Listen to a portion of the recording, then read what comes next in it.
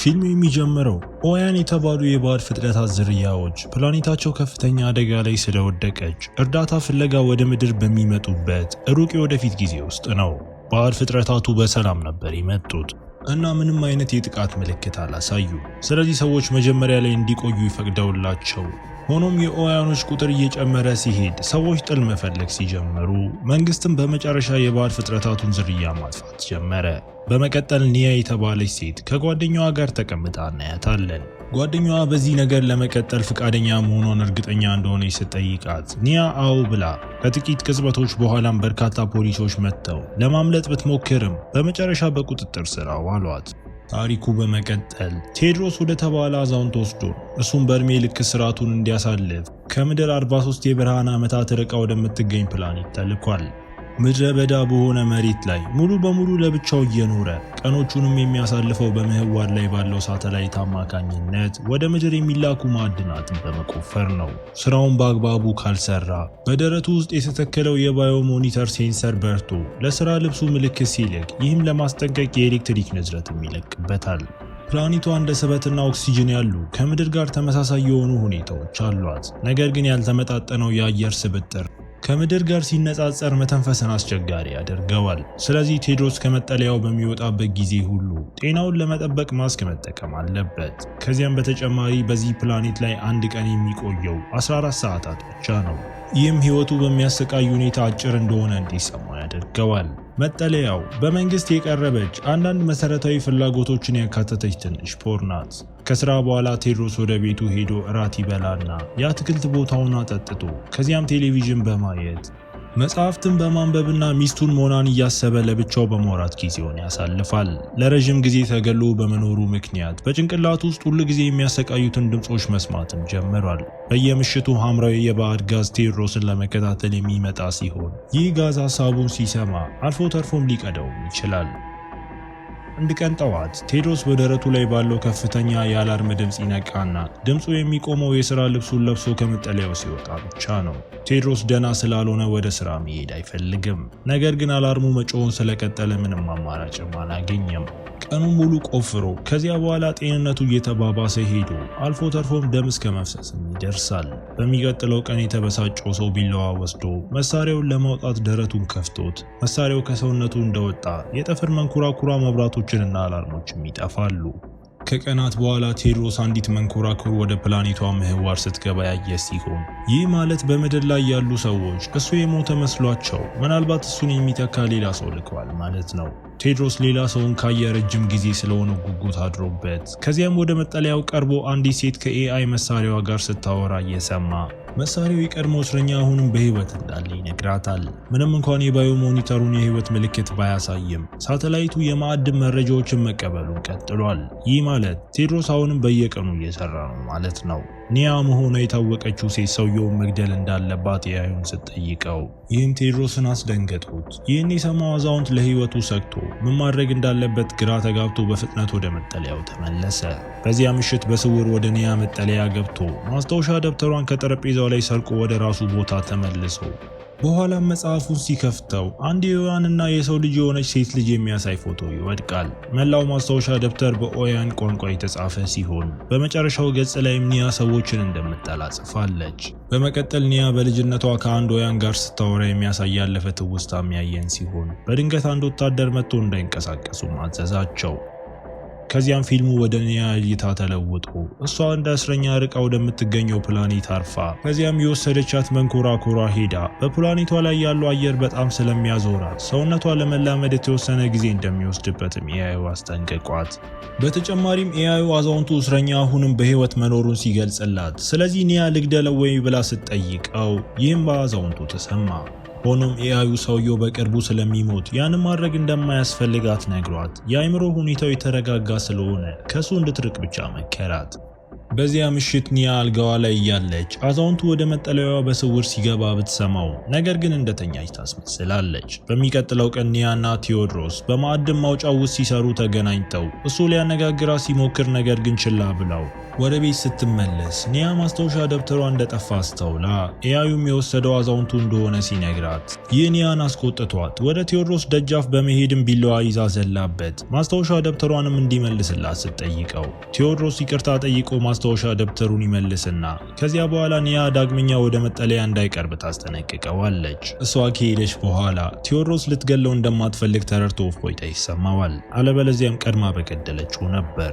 በማግስቱ ቴዎድሮስ ማስታወሻ ደብተሩን በመውሰዷ ይቅርታ ለመጠየቅ ወደ ኒያ መጠለያ ሲመጣ እሷ ግን በቁጣ ከእርሷ እንዲርቅ ነግራው እሱም ምድር አሁን ምን እንደምትመስልና አሁንም ቴሌቪዥን እንዳላቸው ሲጠይቃት ይህም የበለጠ አስቆጣት። ቴዎድሮስ በጊዜ ሂደት ለብቻዋ እንደምትሆንና በጭንቅላቷ ውስጥ ድምጾች እንደሚመጡ ማብራርቶላት ኒያ ለአዛውንቱ ታዝንና ስለ ምድር ሁኔታ እንዲሁም አሁንም ቴሌቪዥን እንዳላቸው ነግራው በኋላም አብረው እየሰሩ ሳለ በመጨረሻም ተዋውቀው ስማቸውን ይለዋወጣሉ።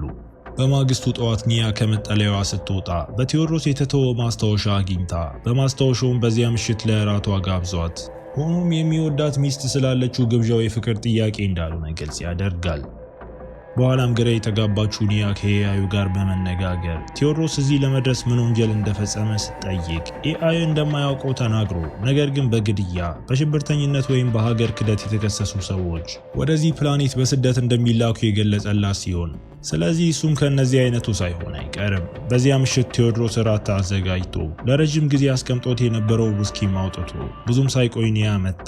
አብረው እየበሉ ማውራት ይጀምራሉ። ከዚያም ቴዎድሮስ በምሽት ስለሚመጣው እንግዳ የባዕድ ጋዝ ነግሯት ሐሳቡን እንዴት እንደሚሰማ እንደሚቀዳቸውና ደጋግሞ እንደሚያሰማው ይገልጽላታል። የባዕድ ፍጡሩ በሚመጣበት ጊዜ ስለ ግል ጉዳዮቿ እንዳታስብ ኒያን ሲጠይቃት ይህም አስደነቃት።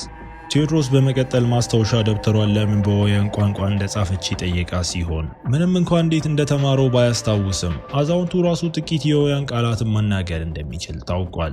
ኒያ በመጨረሻ ሕፃን እያለች ወላጆቿ እንደጣሏት ከዚያም አንድ ወያን አግኝቶ እንዳሳደጋት ገልጻ አብዛኛው የባህር ሰፈራ በሚገኝበት በጥቁር ባህር አቅራቢያ ከነሱ ጋር ትኖርም ነበር። በሚያሳዝን ሁኔታ እድሜዋ 10 ዓመት ሲሆን የወያ እናቷና እህት ወንድሞቿ በወታደር ተገደሉ።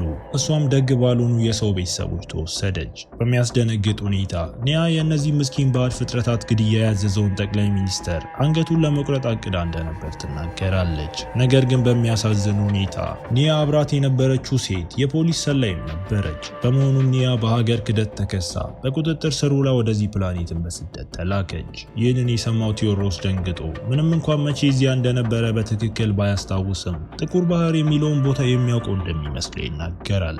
በስደት ለረጅም ጊዜ እየኖረና ስለ ራሱ አብዛኛውን ነገር እንደረሳ ገልጾ ኒያ ስለ ሚስቱ ስትጠይቀው እሱም ሞና እንደሱ የትምህርት ቤት መምህርት እንደነበረችና አሁን ምናልባት ጡረታ ወጥታ ሊሆን እንደሚችል ያብራራል። ኒያ እዚህ እንዴት ሊመጣ እንደቻለ ስትጠይቀው ቴዎድሮስ በግድያ ወንጀል በሐሰት እንደተከሰሰ ተናግሮ የገደለውን ሰውም እንኳን አያውቀውም ነበር። ግን ሰውየውም ከሞና ጋር አብሮ የሚሰራ ሆኖ ተገኝቷል።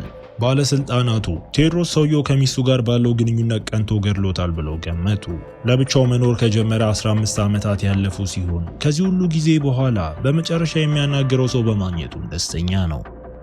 ቴዎድሮስ አብዶ ሊሆን እንደሚችል ቢያስብም ነገር ግን ኒያ ሁሉም ሰው ስለ እብደት የተለያየ አመለካከት እንዳለውና አሁን የማህበራዊ ህይወት አካል ስላልሆኑ ምንም እንደማይለወጥ ታረጋግጥለታለች። ከዚያም ቴዎድሮስ ከእሷ ጋር እያወራ ሳለ ቀስ በቀስ የቀድሞ ትውስታዎቹ መመለስ እንደጀመሩና በአንድ ወቅት ውሻ እንደነበር ያስታውሳል። ነገር ግን አሁንም ስለ ጥቁር ባህር የማወቅ ጉጉት አለው።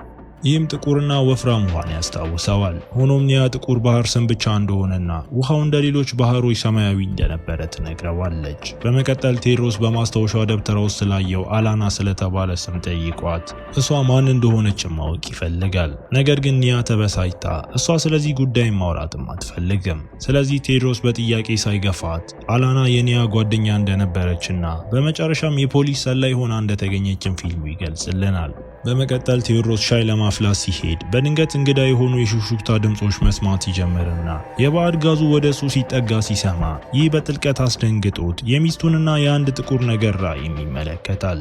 በፍርሃት ተውጦ ጋዙ ምን እንደፈጸመ እንደሚያውቅና የረሳውን ነገር ሁሉ እንደገና እንዲያስታውስ ለማድረግ እየሞከረ እንደሆነ ተናግሮ ኒያ ዝታበት አሁን እዚህ ስላሉ ባለፈው የሆነው ነገር ምንም እንደማይለወጥ ታረጋግጥለታለች። በስሙ ስትጠራው ነገር ግን አዛውንቱ በድንገት ስሙ ቴዎድሮስ እንዳልሆነ ተናግሮ አሁን ያስታወሰው ስሙ ናታን እንደሆነ ይናገራል። ለረጅም ጊዜ ተገሎ በመኖሩ ምክንያት በጭንቅላቱ ውስጥ የሐሰት ታሪኮችንና ማንነቶችን ፈጥሮ እንደሆነ ይጠረጠራል። ይህን የሰማችው ኒያ ትደነግጣለች። እየመሸም ስለሆነ ተሰናብታው ወደ መጠለያዋ ለመመለስ ወስና በኋላ ላይ ከአዮን ቤተሰቦ ጋር በነበረችበት ጊዜ አንድ ወታደር መጥቶ እንዳይንቀሳቀሱ ያዘዛቸውን የልጅነት ትውስታዋንም እናያለን። በድንጋጤ ውስጥ ሆኖ ወታደሩ የኒያን የአዮን እናትና እህት ወንድሞች ላይ ሲተኩስ ይህም ትንሿን ልጅ አስደንግጧት ከዚያ በኋላ የአንዲት ሴት ድምፅ ወታደሩ ናታን ፍላናጋን ብላ ስትጠራውና እንዲህ ስታዘውም ይሰማል።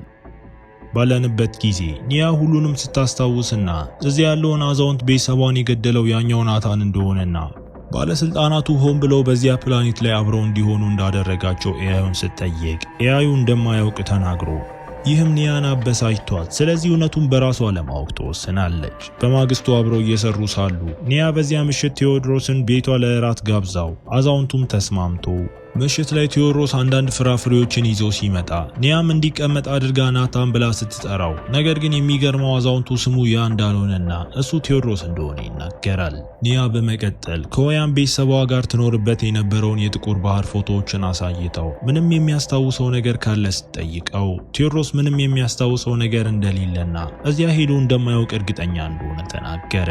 ጥቁር ባህር የሚለው ቃል ባለፈው ጊዜ የሆነን ነገር ብቻ እንደሚያስታውሰው ነገር ግን ያ ማለት ትክክል እዛ ቦታ ሄዷል ማለት እንደሆነ ይከራከራል። በመበሳጨት ኒያ ቴዎድሮስን ወታደር ሆኖ ያውቅ እንደሆን ስትጠይቀው እሱ ግን ክዶ በጥያቄዎቿ እየተረበሸ ይመጣና ርዕስ እንድትቀይር ቢጠይቃትም ነገር ግን ኒያ እምቢ ብላ መጠየቋንም ትቀጥላለች። ከዚያ ቤተሰቧን ስለመግደሉና ኃጢአቱን ለመርሳት ስለመሞከሩ ፊት ለፊት ስትጋፈጠው በተጨማሪ ምስኪን ባህር ፍጥረታቱን ከመግደሉ በፊት ሊያስፈራራቸው የኦያን ቋንቋ ተምሮ መሆን አለበት ብላ ትከራከራለች። ቴዎድሮስ ሁሉንም ነገር ክዶ ግራ በመጋባትም ኒያን ገፍቶ ከመጠለያው ወጥቶ ወደ ራሱ መጠለያ ሲመለስ ሞናን በምናቡ ማየት ጀምሮ እሷም ያቺ ሴት ሚስጥሩን እንድታውቅ እንዳይፈቅድም ታስጠነቅቀዋለች። ቴዎድሮስ እሷ ጉዳት እንደማታደርስ ሲከራከር ሞና ግን አትስማማምና እሷ ሳትገለው እሱ እንዲገላትም ትገፋፋዋለች።